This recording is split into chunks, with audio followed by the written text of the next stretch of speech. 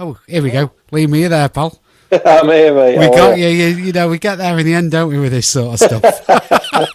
You wouldn't think we tried it earlier on today either, would you? Well, you wouldn't think that, but you wouldn't also think that while that last track was on, I was dressing my daughter, running around the house, and then she turns on and says, "Do you know where me cat is? You know?" And it's this. I tell you, mate, because you've got kids, haven't you? This small, tiny plastic grey cat that I'm expected to recognise, know about, locate its. You know, I wouldn't say I live in a big house, but it's a fairly. There's a good 6 or 7 rooms. You know, so I'm expected to know where this cat is. You know, and I just think. But Ellie, I'm just like us asking the kids where our car keys are. I'm not a Scooby Doo. Well, that's what I do. But sometimes I wake her up, I shake her in the morning. I've lost my e-cig. Ellie, do you know where did the last time my e-cig? Or Ellie, where did the last time my car keys? You know, that's the other one. I'm like that with capos around the house because I got my guitars out in the house. The kids usually take them off the guitars and then pretend they're like a car or something like that. They just get used as other things, don't they? I want to put Where's my freaking capo? I don't know, Dad. All right. No the best one in the studio is behind me. I've got a carbon monoxide alarm. So if I don't have the studio windows open and the studio doors open, and I'm puffing away on my e-cig, it bungs off the carbon monoxide alarm. But it's like a domino effect. We've got one that sets off another that goes to another. And then suddenly you've got this alarm, and then the last thing that goes off is the outside alarm just gives a quick woo woo, you know. So the neighbours are thinking, you know. So I quickly run to my front door and open the door, and all this smoke puffs out. It's like a Dr. Dre or Snoop Dogg. With the suspension going up and down, that sort of thing. Yeah, and I'm sort of like, and poor Ellie's upstairs now. I've got the headphones on, which are noise cancelling. So I can hear it going on behind me, but poor Ellie's getting blasted with about 64 dB of beep beep beep beep beep, you know, going on. So I'm. But the great thing is the last 4 or 5 shows have all been when the weather's been pretty good. But when it's raining and windy, she'll be in for it. But the mains are wired, so I can't even switch them off. I don't even know how to turn them off. They're just on. Anyway, wired. Have you got them wired, or have you got them? Would that be legally wired, or? We'll best not go there. Well, it's all signed off. It's all, I tell you what, this house, so when I bought this, it's a 1972 bill when I bought it. It still had what's that pre-plastic format now? What was it called? That really sort of brittle plastic that was pre-plastic. Forgot the name. Yeah. I know what you mean. Yeah, it was just absolutely full of that stuff, you know. So I had to have it all ripped out, you know. I've got a multi-point RCD. I've got the kitchen on an RCD, got this room on anyway, and I've got a cracked kitchen tile today, and you obviously know what a cracked kitchen tile means. It means a new kitchen. But I'm over the moon with that sort of news this morning. So every time Ellie goes in the kitchen, don't dance in the kitchen. Anyway, it's not about me and my house building problems. How are you, pal? How's the music going? How's the promotions? How's the business? How's everything? How's lockdown? Go for it, man. Oh, good, mate. Yeah, I mean, obviously this has took a bit of an effect on it. I had quite a number of gigs and that cancelled for obvious reasons, and rightly so. But you know, what doesn't kill us makes us stronger. Do you know what I mean? And we move on, and we as long as we're doing what we're told, and we. How do you feel? You sort of promote gigs over in the Melville, I see come up a lot, you know, when you're advertising your gigs and stuff like that. How do you think generally, how are these bars? I think the Melville's a Joey Alts, which obviously got a big backing. Yeah, it is, yeah. But any other bars that don't have major breweries attached to it, how do you think they're going to survive this? I feel really sorry for them. I know a lot of them have tried, to be fair, like on a business aspect, like doing takeaway beers and stuff like that and cocktails and what have you, and they make them in the bars, and then a bit like, you know, fast food takeaway services and all that stuff, but on the alcohol side, which is fantastic. Do you know what I mean? Like, to come up with that idea and do that, I think hopefully that's helping them out. I mean, as you know, I play in a number of pubs and bars and stuff like that, and I try and get round to as many as I can. And you know, my aim, and I'm sure the aim of a lot of the other open micers, I call them the open mic family, will be to hopefully go around and show support to the bars and pubs. Try and get a bit of revenue back in there, and that's my aim anyway. When we're allowed back out. Yeah, when we're allowed back out, it's a horrible thing to say that when we're allowed back out. It's sort of freaks me out a little bit, really. Because but you're an events organizer. If you look at the events I've organised in the past, they've always fell flat on their arse, for want of a better expression. The village where Weir FM broadcast from, where I live, it's only about 1,200 people here. So I tried an open mic night, and it sort of works.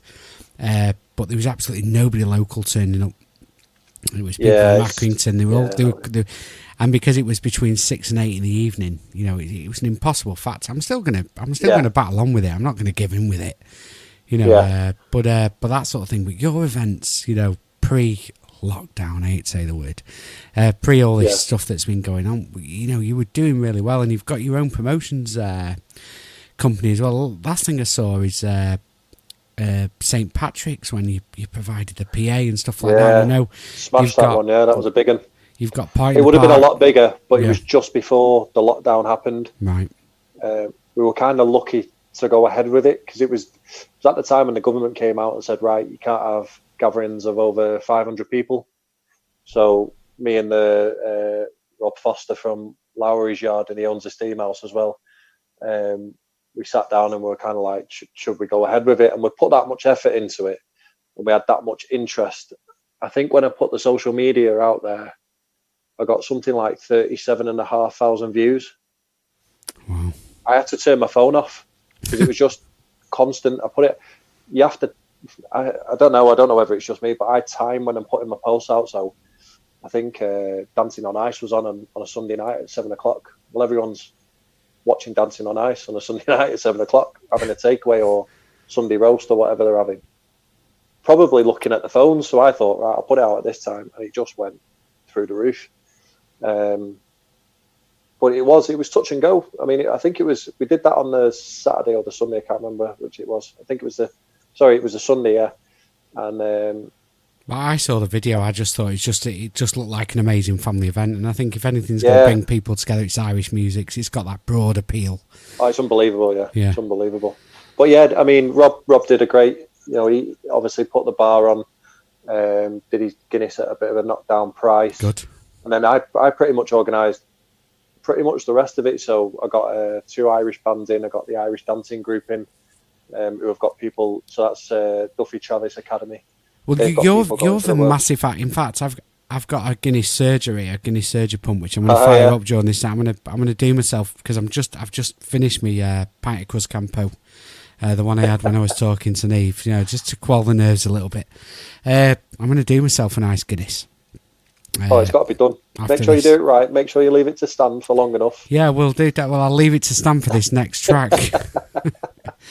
So you've sent me some tracks that you want me to play tonight, which are pretty poignant, pretty personal to yourself. As and I know that you're massively passionate about music, which is what it's all about tonight. And I've sort of rearranged it a little bit, and I've towards the end of the message when we were discussing coming on air tonight, because people just to let people know, this isn't the sort of thing that just it's not done off spec. There's a lot of research, a lot of downloading, a lot of chatting. These interviews aren't just something that just come together overnight. But I sort of rearranged things a little bit, because just before we play this track, and I'm going to play "Oh My Sweet Caroline" by Ryan Adams, who suffers from tinnitus. And has incredible also, musician. He's an incredible musician, and been a tinnitus sufferer myself. Sort of, I understand what he's going through, and other bit. There's a few allegations attached to him, but we won't talk about that tonight. Yeah. But you've chosen "Oh My Sweet Caroline," and you mentioned sort of referenced a sort of Liam and Noel argument between you and your brother over this track, and no, that was taught tonight. That one, right? That was the argument. The Ryan Adams one was the one with my cousin in Ireland who fought with the Saw Doctors. That was it. Yeah, sorry. So go on, tell us a story about that.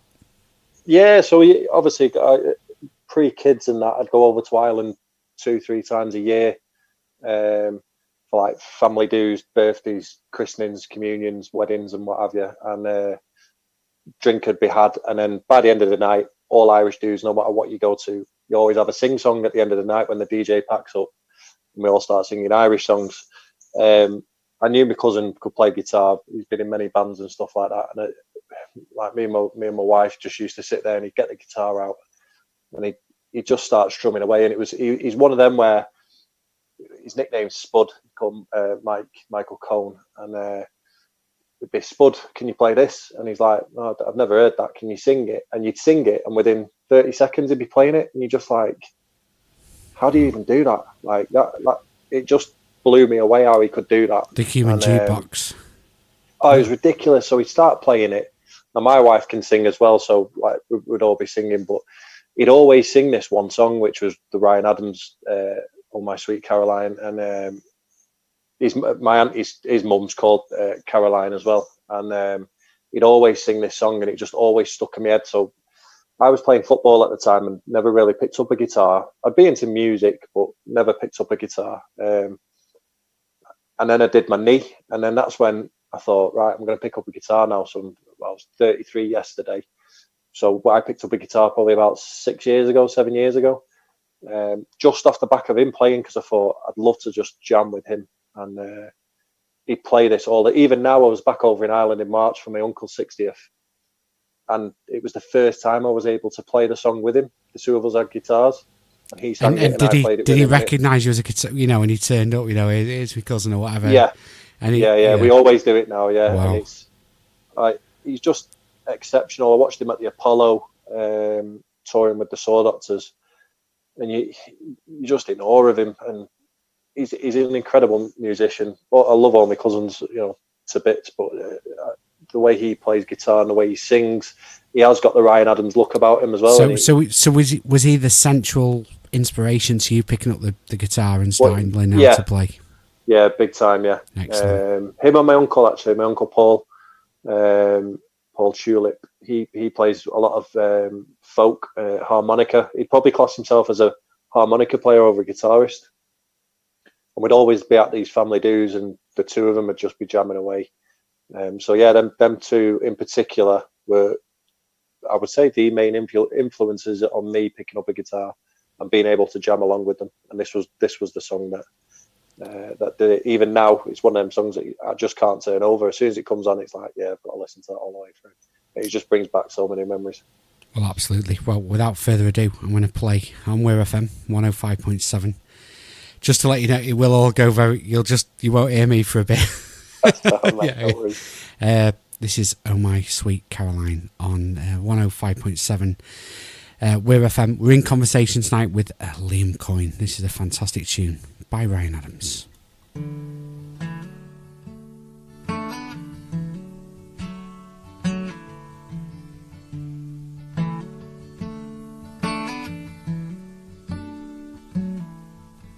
Well, I went down the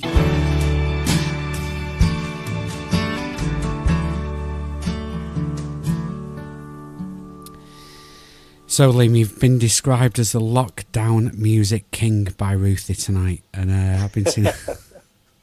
I love Ruthie. What a legend she is. Yeah, we had her on last week. She was just amazing. I love I love a new track. I've been absolutely hammering it.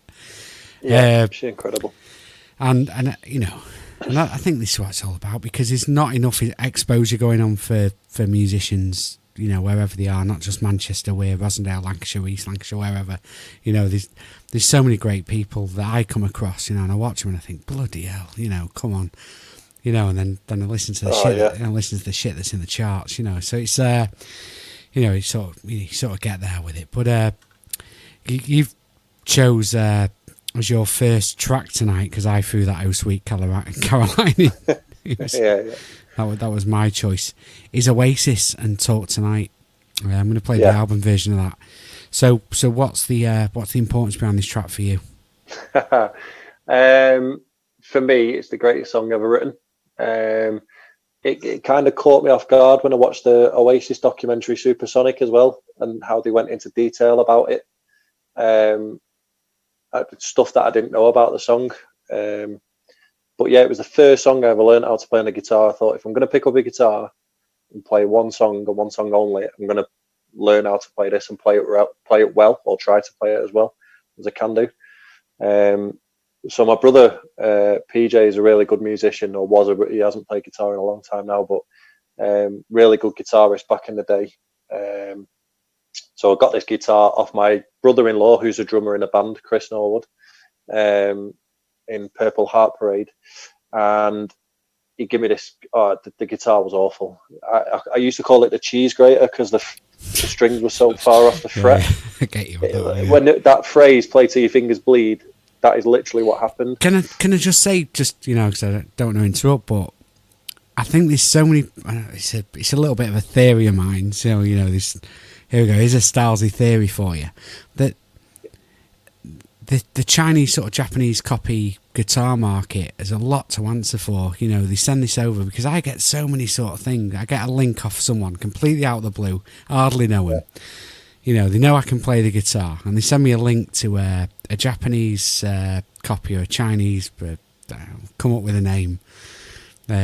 What's them ones that they sell at Sound Control? I don't know the name. It's just some random name over the top of it. And will this be all right for me, lad? And I have to go back and then say, at that point, but I don't want to obligate myself into a load of lessons and stuff like that. It's not what I do. I get you. Do you know what I'm saying? But I think there's probably so many talented musicians out there that don't actually play because they've been given what you said, a cheese grater. Yeah, it was absolutely awful. But you didn't give in. You carried on, yeah. And then what was it like when you went from a cheese grater to something with a nice low action? Oh, it's incredible. So I've still got my first guitar, which is I don't know if I can say the name of it. You can say what you want, mate. No regulation. Go on. A Farida. It's called Farida. Yeah, good.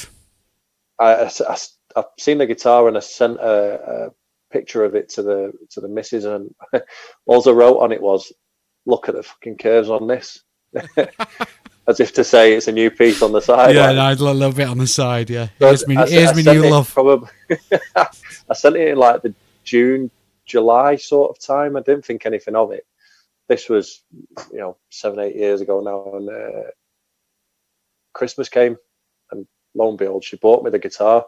But the one I've got and the colour of it was the last of that colour in the country, and they stopped producing it. So saying that, you were saying you were 33 7 years ago, so are you telling me that you started playing when you were 25, 26? Is it, 26, yeah. As soon as I done had you had any prior experience to that, or you just no? Bloody I did karaoke. Bloody hell, I did karaoke. That was about it. In fact, I represented the Melville in a karaoke competition, Joey Alt's karaoke comp. Shall I send you a certificate for that? Honest to God, it was unbelievable. Here's a quick story for you. Went to a place in Leigh. I think it was called the Lion Hotel or something in Tilsley. And there was a representative from every Joey Alt's pub. So I got up, I sang Paolo Nutini Rewind. Halfway through, the song cut out, and then you got a second song. And I think it was Bed of Roses, Bon Jovi. 2 soppy songs, I know. Probably could have done with a bit more up tempo. Again, it cut out again. There was people handing in their own CDs. Like, oh, what I sing to this one? It's a karaoke competition. Do you know what I mean? Jesus Christ. I can't remember where it came, but apparently, rumour has it that Shane Ward, who won the first ever X Factor, entered that same competition. And even he didn't win it. So, I know Shane. It wouldn't have bothered him. But yeah, so it was So that's how I started. But yeah, I did my knee. I did play decent level of football, and got a couple of quid for doing it and what have you. But I did my knee, and I thought, right, I'm never going to go back to the same level as what I was doing. Let's see what I can do. So yeah, and you turned to the brother-in-law, give me this guitar, the cheese grater. It's funny you mention that because Darren, who's on after us tonight, after you at 9:30. Yeah. Probably a little bit late, Darren, if you're listening. Only about 10 minutes. He's another one who had a relatively successful football career in Glossop, and I think it was a knee injury as well that finished Darren. So stay tuned for that as well, because I think you've got a lot in common. Yeah. Getting back to the music, sorry. So he gave me this guitar. Yeah. Anyway, I went to my brother who could play Talk Tonight by Oasis, and I said, can you teach me how to play Talk Tonight? So went up into the bedroom, our old bedroom that we used to share when we were kids. And he was like, right, play E minor, because it starts with an E minor. So I was like, what's an E minor? He was like, you don't know the chords? I was like, no. I said, you show me where my fingers need to go, and that's all I need to know. And he was like, can't do that. I said, well, that's what I'm asking you to do. Anyway, 5 minutes in, we were nearly wrapping our guitars around each other's heads. He told me to fuck off. I told him to fuck off. Told him he was shit. And he was the worst guitar player I'd ever seen. Bit like Liam and Noel now, actually, arguing and bickering. So I went away and learned how to play it myself, and it was the first. And even now, I'm actually wanting to get the lyrics tattooed down the side of my body. So was this the song? Was this the song that was just turned around and said, "This is why I'm going to play the guitar"? Game changer, yeah. Yeah, it's a game changer. That was the number. I still play it now in my sets. Me and Tony Ward do it. Right. We'll play it together. He'll do a bit of lead guitar over the top of it. Wonderful. If you know your indie music, you know Talk Tonight. If you know Oasis, you know Talk Tonight. You know, it's not one of the most famous ones. Like, well, I'm sure everyone who's listening tonight is knows this song. Well, at least I hope they do. But if they don't, they're going to hear it now, aren't they? So, on 105.7 FM across the village of Weir in East Lancashire, Rosendale, and at weirfm.co.uk, and head over to Facebook or Weir FM. There's a phone number there. You can WhatsApp us. You can do anything, or if you prefer, you can email us at weirfm@studio.com. Especially if you got a question for Liam. He's married, I'm afraid. This is Oasis and Talk Tonight.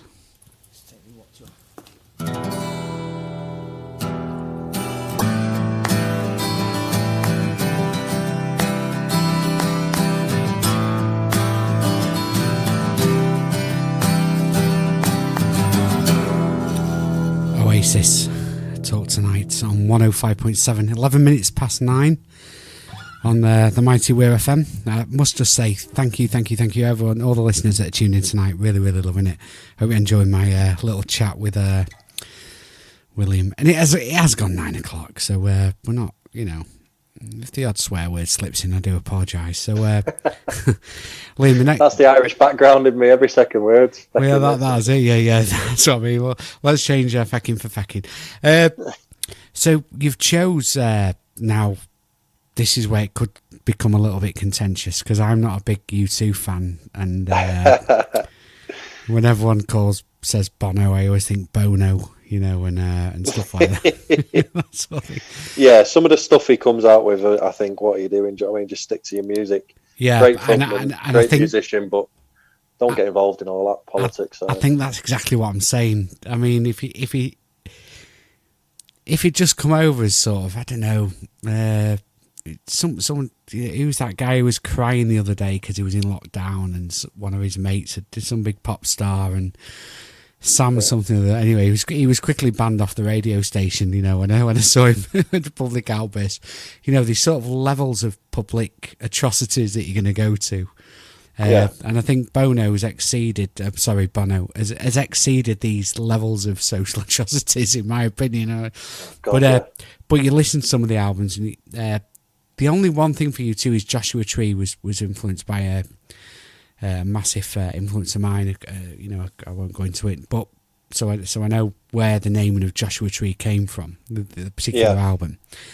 And I do think they're a great band. And this I was playing this track today, just checking that it was playing without any sort of faults or errors or anything. And I thought, it's a bloody great song. This, but it's a classic. Timeless. Where's the U2 thing come from?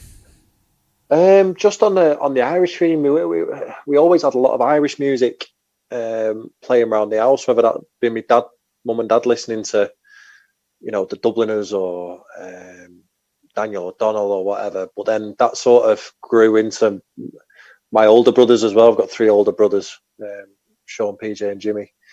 And there'd be a lot of music around the house back then. And I just remember being a kid and this album just being on pretty much constant from my older brother Sean, and I remember just listening to it. And when I was a kid, it was like Ja Rule and Dr. Dre and Snoop Dogg and all rap and all that type of stuff. But that Joshua Tree was what, early 80s, was it? Mid 80s, was it, that came out? It was very early 80s, yeah. And for me, it kind of changed the course of music at that time. But then when I was a kid, it changed the course of music for me as well. So, it's one of them albums that you could listen to from start to finish and not skip a track, which is rare. Probably even back then, but even more so probably rare now. Well, I must say, just listening to it sort of, brings it back home. It's a fantastic thing, U2. Here we go. Ellie's just turned up, my daughter. Come to Mike. Say hello to Liam, even though you won't be able to hear him. Shout hello as loud as you can. Go on. Hello. There you go. Hello. So he's got that. Well, let's play it now. U2, With or Without You, on Weir FM 105.7.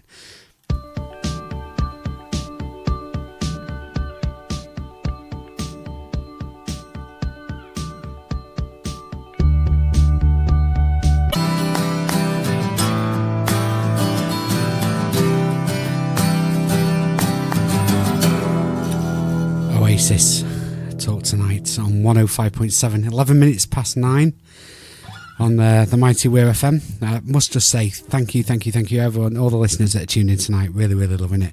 Hope you enjoyed my little chat with William. And it has gone 9 o'clock, so we're not, if the odd swear word slips in, I do apologise. So, Liam, that's the Irish background in me. Every second word. Well, yeah, that's it. Yeah, that's what I mean. Well, let's change fecking for fecking. So you've chose now. This is where it could become a little bit contentious because I'm not a big U2 fan, and when everyone says Bono, I always think Bono. And stuff like that. That sort of thing. Yeah, some of the stuff he comes out with, I think, what are you doing? Do you know what I mean? Just stick to your music. Yeah, great fun, and great musician, but don't get involved in all that politics. I think that's exactly what I'm saying. I mean, if he'd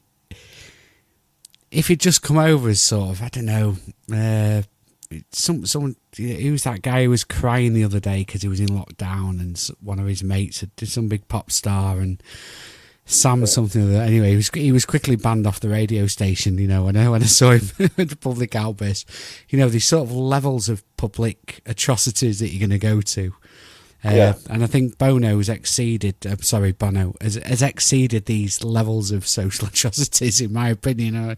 But you listen to some of the albums, and the only one thing for U2 is Joshua Tree was influenced by a massive influence of mine. I won't go into it, but so I know where the naming of Joshua Tree came from, the particular album. And I do think they're a great band. And this I was playing this track today, just checking that it was playing without any sort of faults or errors or anything. And I thought, it's a bloody great song, this.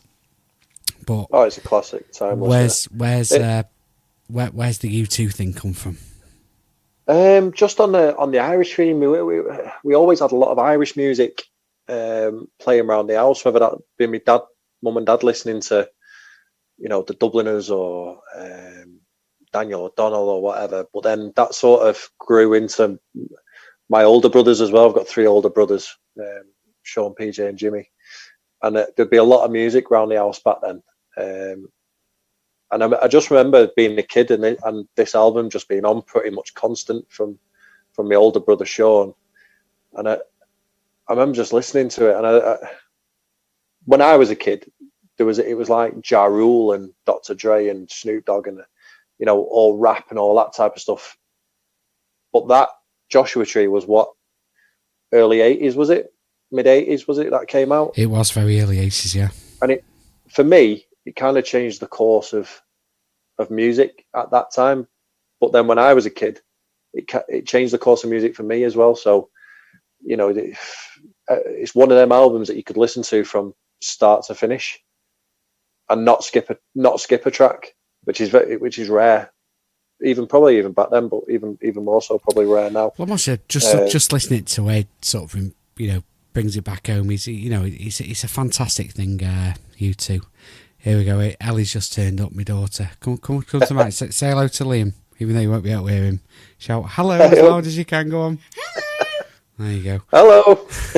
So he's got that. Well, let's play it now. You two, with or without you, on Weir FM 105.7.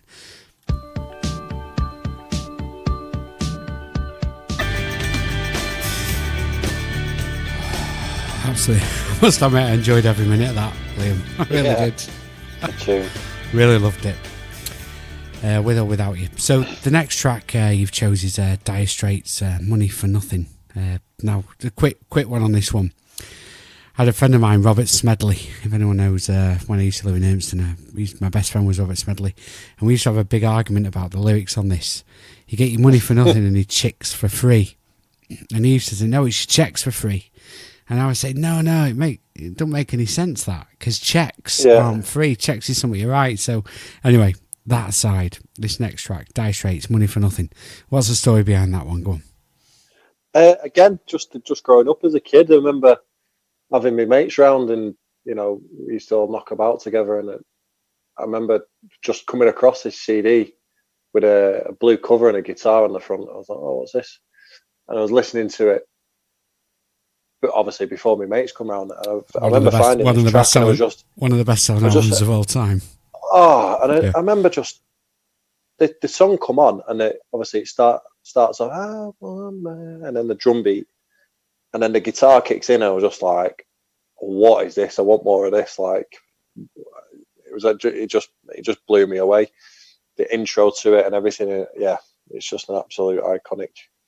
These songs will be, when I'm 80, I'll probably still be listening to them.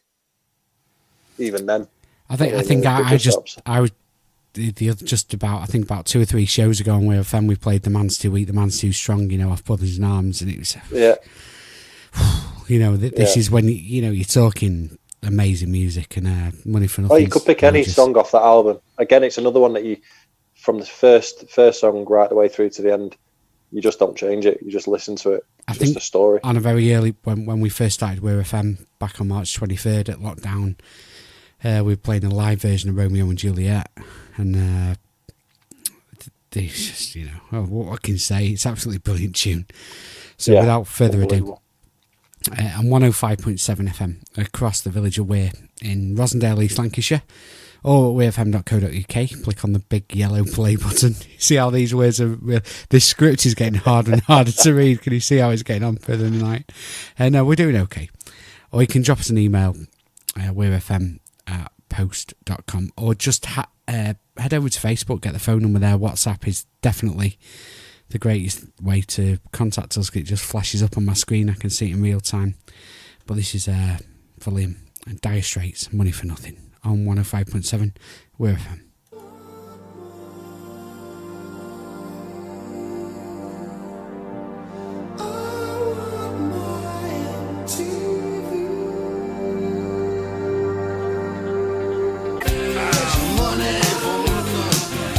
Oh, we're suffering tonight, aren't we? 15 degrees and a clear night. We're in conversation with Liam Coyne. After that, Darren Poyser.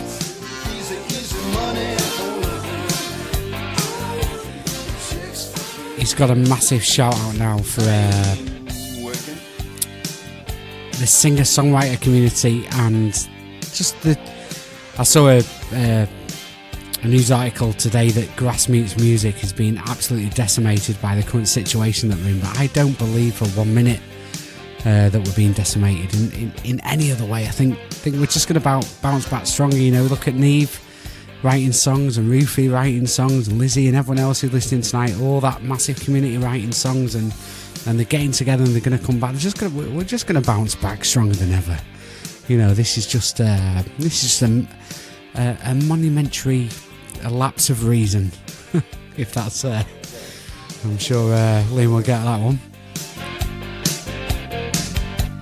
I have some complaints. I have had a complaint that of all the Dire Straits songs you could have chosen, this was possibly one of the worst. That's from my Trouty. A lot of the songs that I picked though are quite melodic and soft and slow. So I thought I'd get this one in. Well, I personally, I think it's a great song. It's a lovely song. It's not your last song you've chosen tonight. You've chosen some absolute corkers. going back, I've got a particular folder here called Liam Coyne, so I'm going to go back to that. So the fifth track you've chose tonight is my guitar hero is Frank Zappa, and I'm a massive Frank Zappa fan, and he actually owns the one of the he's dead now, so he doesn't own anything. His estate owns one of the guitars that was weed on and set fire to, on stage by this next guy you've chosen tonight, Jimi Hendrix. So where's the Jimi Hendrix stuff coming from? This is when did you first get into Jimmy?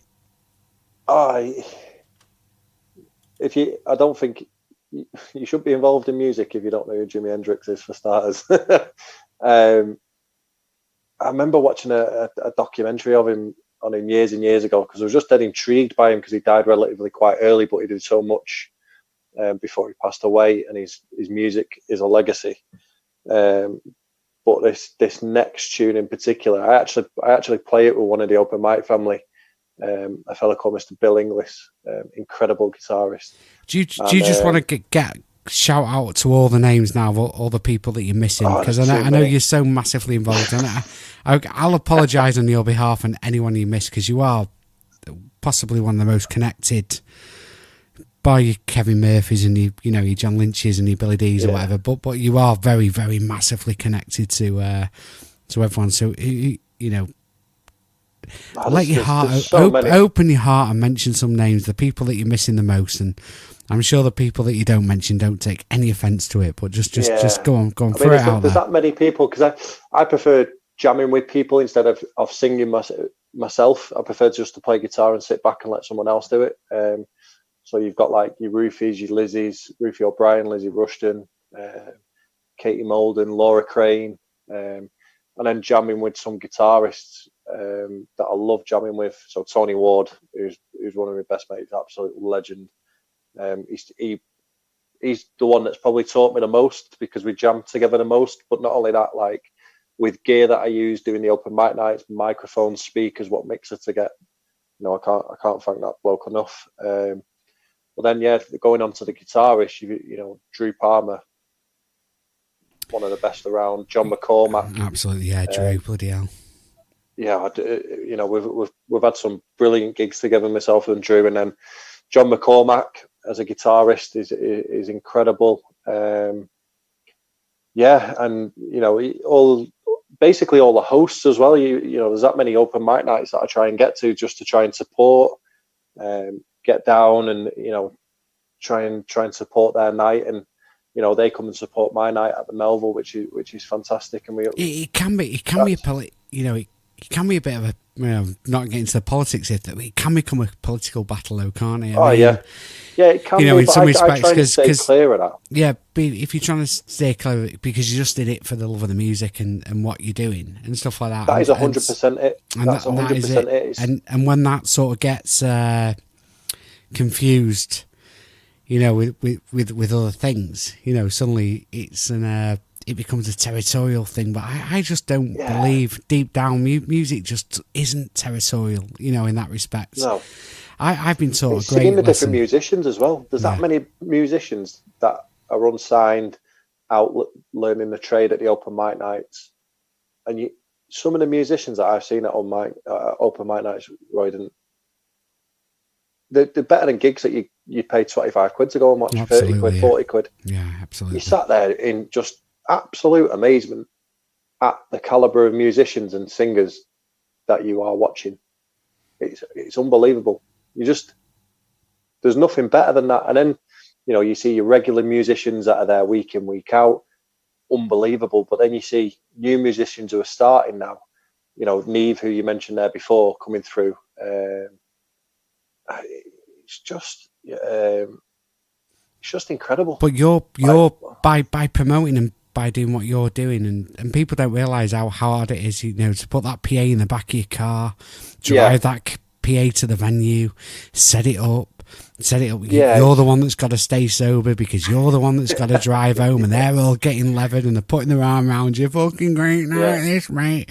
You know, and so much of this experience and pains, you know, of what you're, you know, because I've had people approach me, bloody hell, he's getting paid for running that night, and I've come and paid for free, and I'm thinking, well, go and play in your fucking kitchen, pal. You know what I mean? Yeah. This guy's turned up with his PA and he's done this and he's done that. Yeah.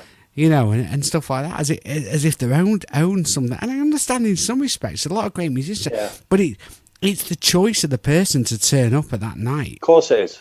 And it is 100%. And it's a completely personal choice. And if you're not going to accept that personal choice, and don't start having a go at people that might be getting £60 off the landlord or a couple of free pints like I get for my local night, you know, thinking that, you know, is it really paying me mortgage? This putting, you know, stood here announcing you lot on for 8 songs, you know, that you know, and it's it can become an absolute political nightmare. But all respect, it can be.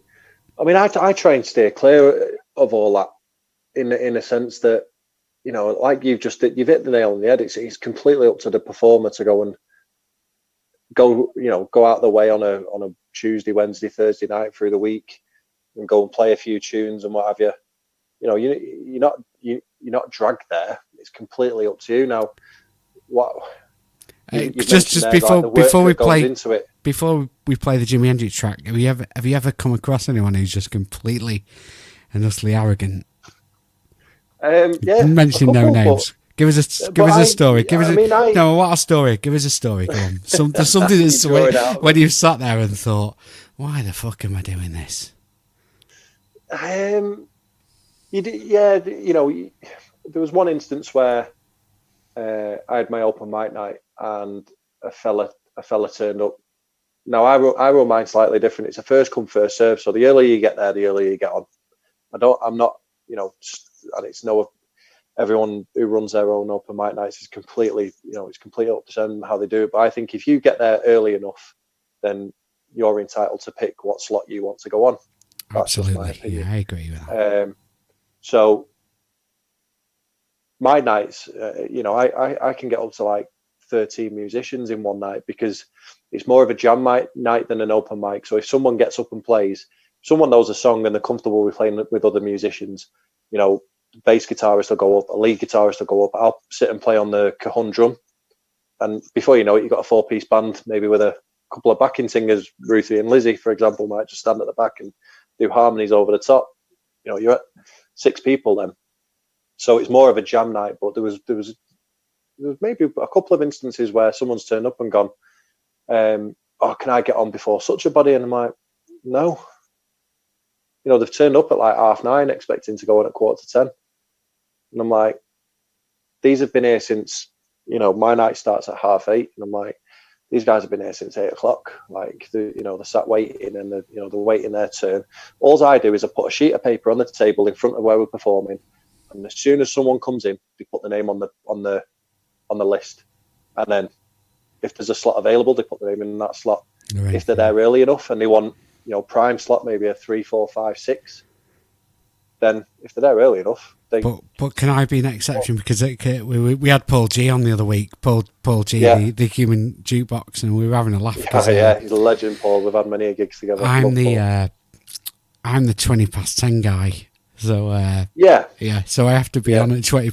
It's just one of these things with me. It's 10. So if I ever turn up at 9:30, can you give me a? You get there at 8 o'clock, you've got 10.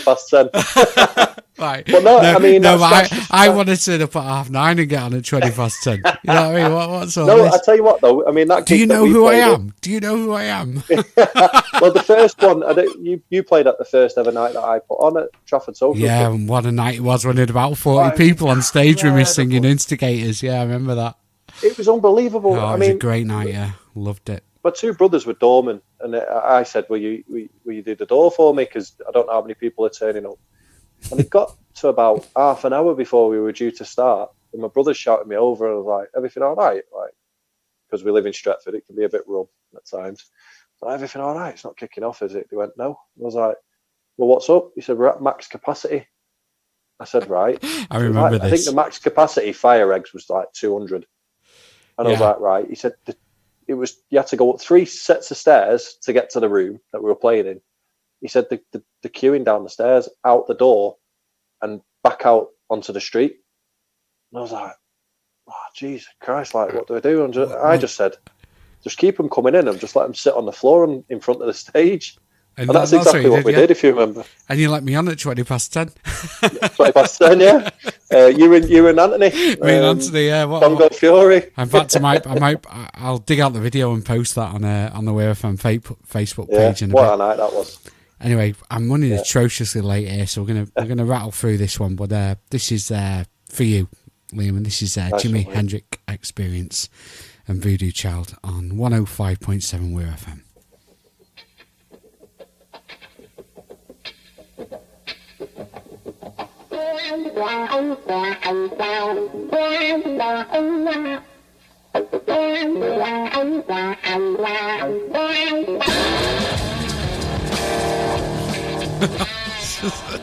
Absolutely brilliant. Jimi Hendrix, Voodoo Child, absolutely love it.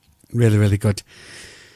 Now, swallowing down my another swig. It must be big. I've had a few messages tonight saying, Ray Roydan, you sound a bit drunk tonight, Ray. And I would say I've just been replying back saying, drunk, I'm absolutely bloody livid.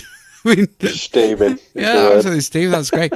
This is a great thing though, because as long as I don't have to mess around with the mouse or the mice, the mouse, to get the levels right and stuff like that. What I've actually got next to me is a mixing desk.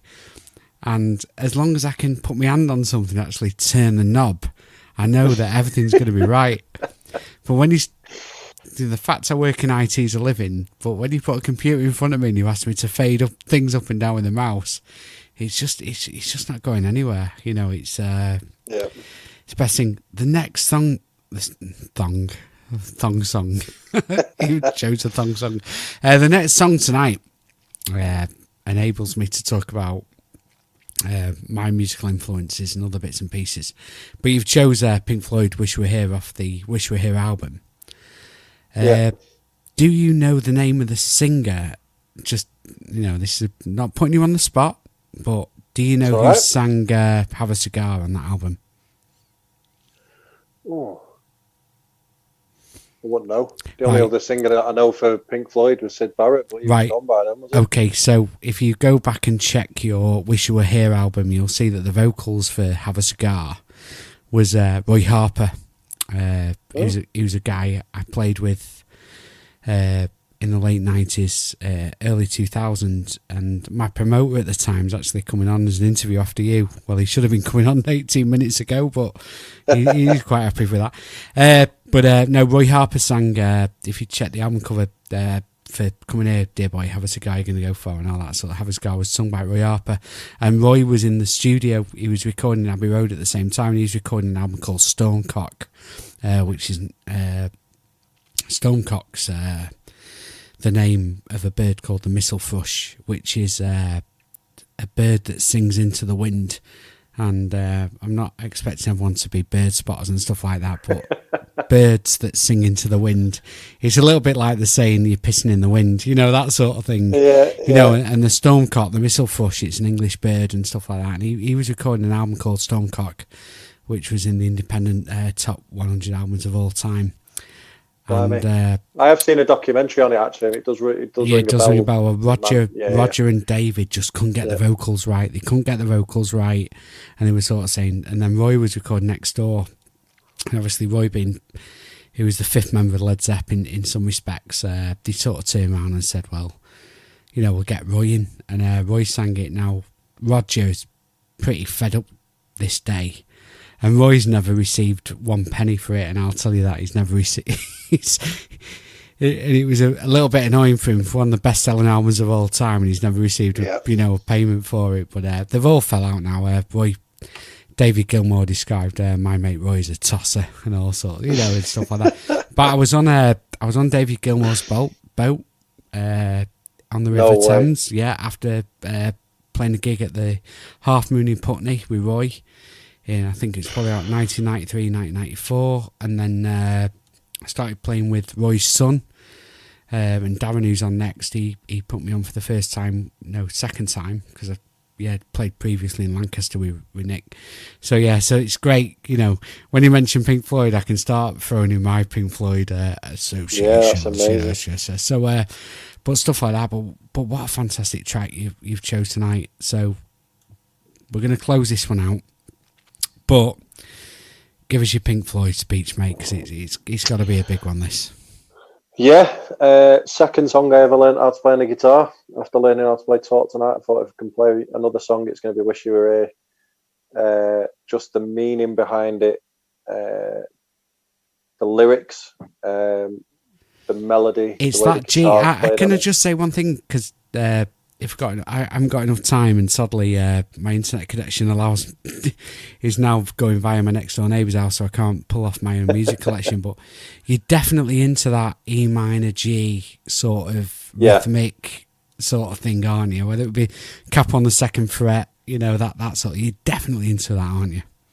Defo, yeah, just melody on tunes and stuff. It's only recently that I've started getting into lyrics and writing a few bits and bobs and recording a few bits of my own. I recorded with him actually, a young lad called Tom Walker in Urmston. And we wrote a song together at Tony's house, actually. And it was then that I started getting into lyrics and stuff. But prior to that, it was always melody and the guitar and how the guitar sounds. And if it sounded good, I'd listen to the song. It could have been the best written song in the world. Well, but if the guitar wasn't right for me, I'd switch it off. Well, this track's got about a 30-minute intro on it. This was incredible. But yeah, I mean, I don't know. Can I just have a shout out to someone as well? Yeah, go and do it now. Go for it, mate. So a good friend of mine, he's going around doing a few social distancing gigs. He actually played at my house yesterday, and he's raising quite a substantial amount of money for charity and stuff like that. So big shout out to Martin Davidson on what he's doing and putting a lot of smile. Yeah, I've been watching him, absolutely. Amazing. Caught me off guard playing outside my gaff yesterday. And then just to all the open mic hosts, Laura Crane, Kev Murphy, John Lynch. Martin's got his own couple of nights now, and just hang in there. It won't be long and we'll all be jamming again. And we'll soon be back, Liam. We'll soon be back. Wish You Were Here, Pink Floyd, on 105.7 Weir FM. Good night, mate. Cheers, mate.